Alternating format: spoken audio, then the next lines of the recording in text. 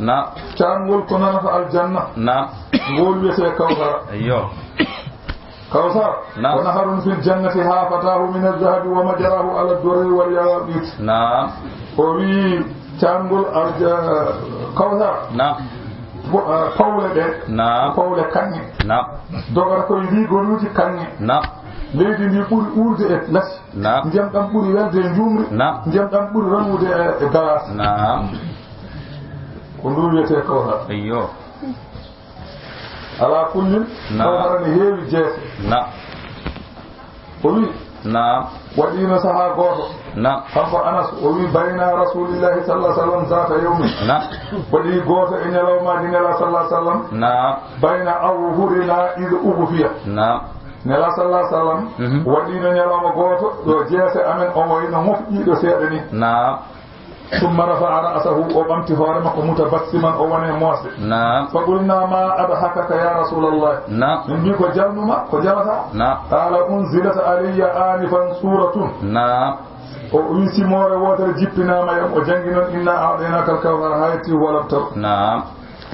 قال كان رسول أبي أتدرون ما الكوثر أولا عندك ويتي كوثر نعم قلنا الله ورسوله أعلم من بي الله إن لا ربي أمري نعم قال فإنه نهر وعدنيه ربي عز وجل نعم وي كوتشانغول غوتول نعم ngol jomam tedduɗo mawɗo o fodanimi نعم alayhi khayrun kathirun نعم moƴƴere heewde ene caangol he نعم wo hawdun taridu alayhi ummati yawma alqiyamati نعم ko caangol gotol lemelam ngol ene jola hen ñande darga نعم aniyatuhu نعم adadu nujumi samai dendukeje ɗe نعم ko limore نعم koode asaman no foti ni نعم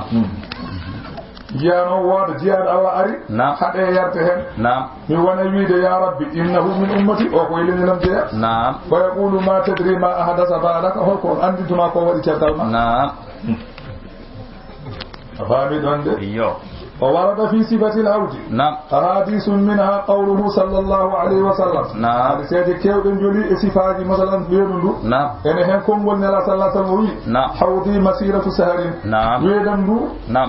يا هم تيكو فد لور نعم ماءه أبيض من اللبن نعم ndiyam dam ɓuri ranwude e kosam نعم woni wo adyabu min al misk نعم ɗum ndiyam dam ɓuri urde lati نعم ko kisanuhu ka nujumi samai koppuje ɗetirteɗe ɗe نعم foti kono koode asaman ni نعم man saraba minhu نعم lam yasma abadan kala hen jarɗo hen نعم wonta ɗum yo Allah yarnu en hen آمين